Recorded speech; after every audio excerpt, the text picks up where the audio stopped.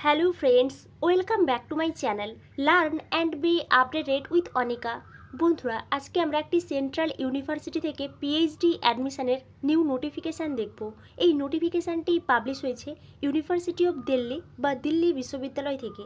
কোন কোন ডিপার্টমেন্ট থেকে পিএইচডিতে অ্যাডমিশন নেওয়া হবে, ফর্ম ফিল আপ কবে থেকে শুরু হয়েছে, ফর্ম ফিল আপের লাস্ট ডেট কবে, অ্যাপ্লিকেশান ফি কত লাগছে, এছাড়াও এই সংক্রান্ত কিছু ইম্পর্ট্যান্ট ইনফরমেশান আমরা এই ভিডিও থেকে জানবো। তাই আপনারা এই ভিডিওটি শেষ পর্যন্ত দেখতে থাকুন এবং যারা এই চ্যানেলে প্রথম তারা এই চ্যানেলটি সাবস্ক্রাইব করে পাশে থাকা অল বেল আইকনটি প্রেস করবেন, যাতে আপনাদের কাছে এই সংক্রান্ত সমস্ত রকমের নোটিফিকেশান আসতে পারে। এখন আমরা সরাসরি পিএইচডি অ্যাডমিশনের নোটিফিকেশানে চলে যাচ্ছি। University of Delhi Information and Seat Matrix for admission to PhD programs Phase 2 academic session 2024-25। অর্থাৎ আপনারা বুঝতেই পারছেন দিল্লি ইউনিভার্সিটি থেকে পিএইচডিতে অ্যাডমিশন নেওয়া হবে ফেজ 2তে। আপনারা যারা ইন্টারেস্টেড আছেন তাদেরকে এখানে অ্যাপ্লিকেশান করার জন্য ইনভাইট করা হয়েছে। আমরা এখান থেকে সংক্ষেপে কিছু বিষয় জেনে নেব। ফার্স্ট কিন্তু এখানে অ্যাডমিশন শিডিউল দেওয়া হয়েছে। Registration begins 25th April 2025, registration clauses May 9, 2025। অর্থাৎ এখানে কিন্তু ফর্ম ফিল আপ শুরু হয়ে গেছে 25th April 2025 থেকে এবং ফর্ম ফিল আপের লাস্ট ডেট 9th May 2025-এ। তাই আপনারা যারা ইন্টারেস্টেড আছেন এই ডেটের মধ্যে অ্যাপ্লিকেশানটা করে দেবেন। নেক্সট দেখুন, interviews to be conducted by departments or centres from Wednesday May 13, 2025 till Friday June 6, 2025।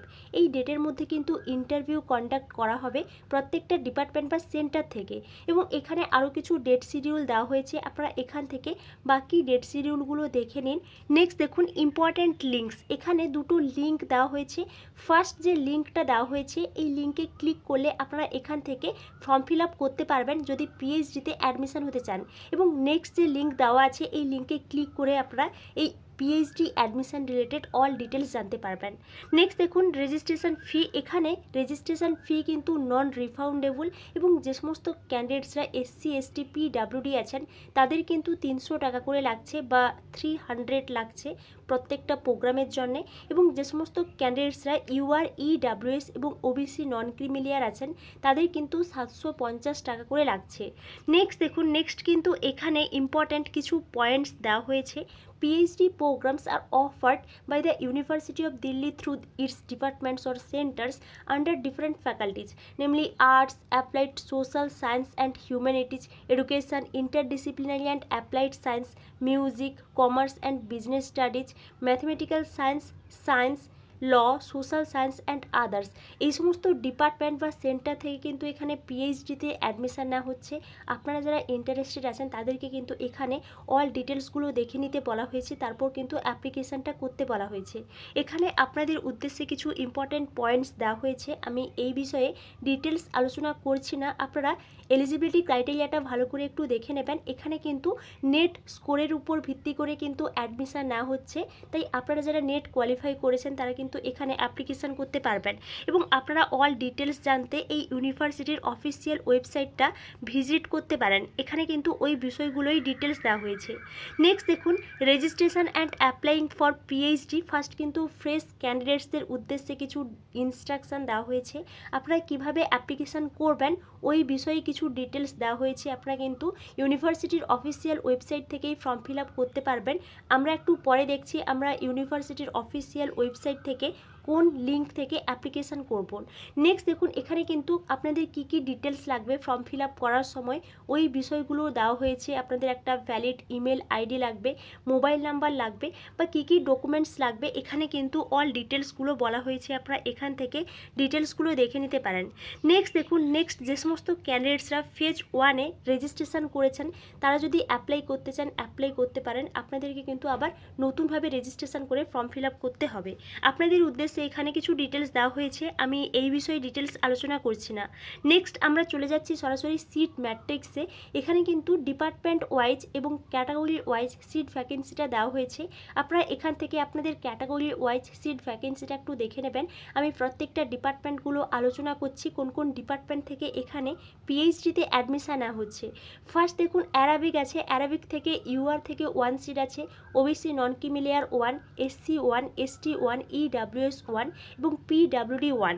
Next দেখুন বুদ্ধিস্ট স্টাডিজ, এখান থেকে কিন্তু সিট ম্যাট্রিক্সটা আপনারা ভালো করে একটু দেখে নেবেন। ক্যাটাগরি ওয়াইজ কিন্তু প্রত্যেকটা সিট ম্যাট্রিক্স দেওয়া হয়েছে। নেক্সট দেখুন ইংলিশ থেকে এখানে ইউআর থেকে বা যে সমস্ত ক্যান্ডিডেটসরা জেনারেল আছেন তাদের কিন্তু এখানে 10টা সিট আছে, ওবিসি নন ক্রিমিলিয়ারের জন্য 4টা সিট আছে, এসসি থেকে 2, এসটি 2, ইডাব্লিউএস 4 এবং পিডাব্লিউডি 1।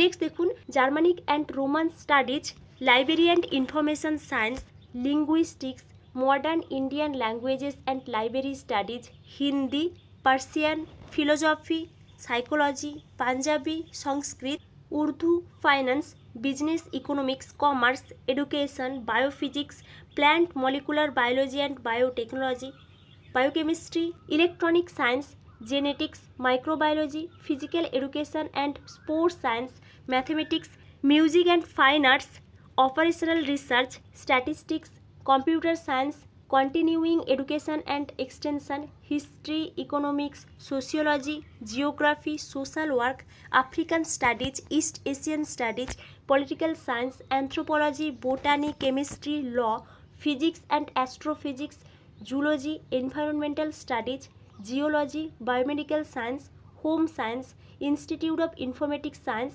Cluster innovation saunters.